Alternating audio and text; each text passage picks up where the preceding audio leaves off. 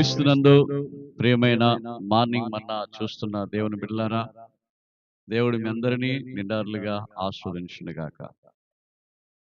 దేవాది దేవుడు అబ్రహాం యొక్క జీవితంలో చేసిన మేలును బట్టి అబ్రహాము దేవునికి యెహోవా ఈరే అని నామాన్ని పెట్టి యెహోవా ఈరే అని చెప్పి దేవుణ్ణి మహిమపరచడం మనం చూస్తా ఉన్నాం. ఆదికాండము 22వ అధ్యాయములో జరిగిన ఒక గొప్ప అద్భుతమైన కార్యము బైబిల్లో మనందరికీ తెలిసినదే. ఇస్సాకు లేక దేవుడు అబ్రహాముకు ఇస్సాకునిచ్చి ఆ 100వ ఏట ఇస్సాకునిచ్చి ఆ యొక్క అబ్రహాముకు కొరతలన్నీ తీర్చినట్లుగా మనం చూస్తా ఉన్నాం. అయితే అబ్రహాము జీవితంలో మరి లేక పుట్టిన సంతానమైన ఇస్సాకు ఎదుగుతూ వస్తున్న సందర్భంలో దేవుడు ఇస్సాకును బలిగా అడిగాడు. బలిగా అడిగినప్పుడు దేవుడు బలిగా అడిగాడని వెనుదీయక దేవుని మాట చొప్పున అబ్రహాము తన కుమారుడైన ఇస్సాకును తీసుకొని కొండపైకి వెళ్తా ఉన్నాడు. ప్రియులారా, మీరు గమనించాలి, ఇస్సాకును తీసుకొని ఆ కొండపైకి వెళ్ళేటప్పుడు గమనించండి, అక్కడ ఇస్సాకు అడుగుతా ఉన్నాడు, నాన్న, బలిపీఠాన్ని పేరుస్తా ఉన్నారు, కానీ బలి పశువు ఎక్కడా అని.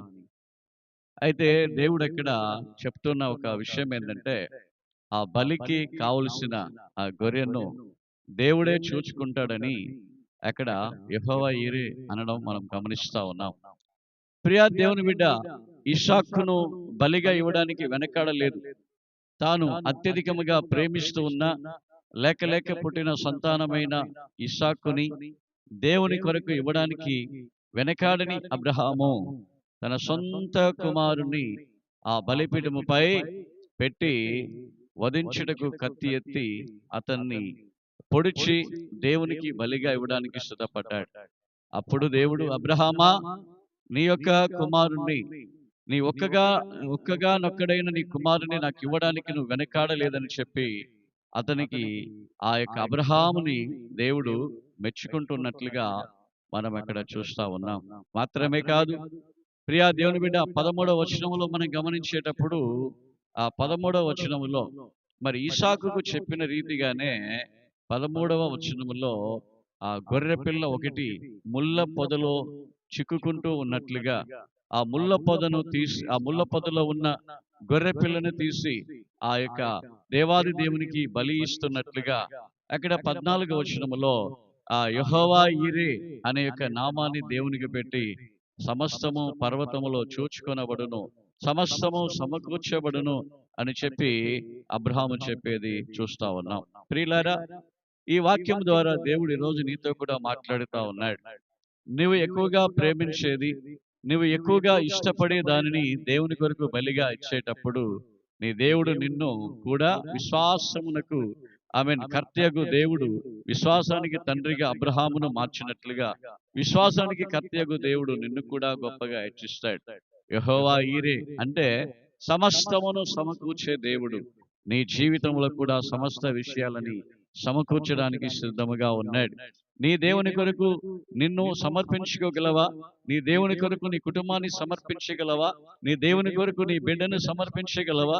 నీ దేవుని కొరకు నీకున్న సమస్తమును సమర్పించినప్పుడు ఆ సమస్తమును కూడా సృష్టించిన సృష్టికర్త అయిన యెహోవా ఈరే నీ కొరకు సమస్తము కూడా ఇవ్వగలడు. కాబట్టి మనం ప్రార్థన చేసుకుందాం. మీరు, నేను, మనము సమస్త అన్నిటిని కూడా దేవునికి ఇవ్వడానికి మనం సిద్ధపడ్డప్పుడు తప్పకుండా దేవుడు మన కొరకు సమస్తమును సమకూర్చే దేవుడై ఉన్నాడు. ప్రార్థన చేసుకుందాం. మహోన్నతుడా, జీవాధిపతి, మీకు వందనాలు. యెహోవా ఈరే సమస్తమును చూచుకునే దైవమా, మా పక్షమున సమస్తమును కూడా సమకూర్చి దీవించి ఆశీర్వదించి అద్భుతకరమైన ఆశ్చర్యకరమైన కార్యములు చేయుదురుగాక. ఈ మార్నింగ్ మన్నాని వింటున్న ధ్యానిస్తున్న బిడ్డలందరినీ తండ్రి యొక్కయు కుమారుని యొక్క పరిశుద్ధాత్మ నామమున ఆశీర్వదించి అద్భుతమైన ఆశ్చర్యకరమైన కార్యములు మీరు చేయుదురుగాక. మీకే మహిమ. ప్రార్థన విన్నందుకు వందనాలు.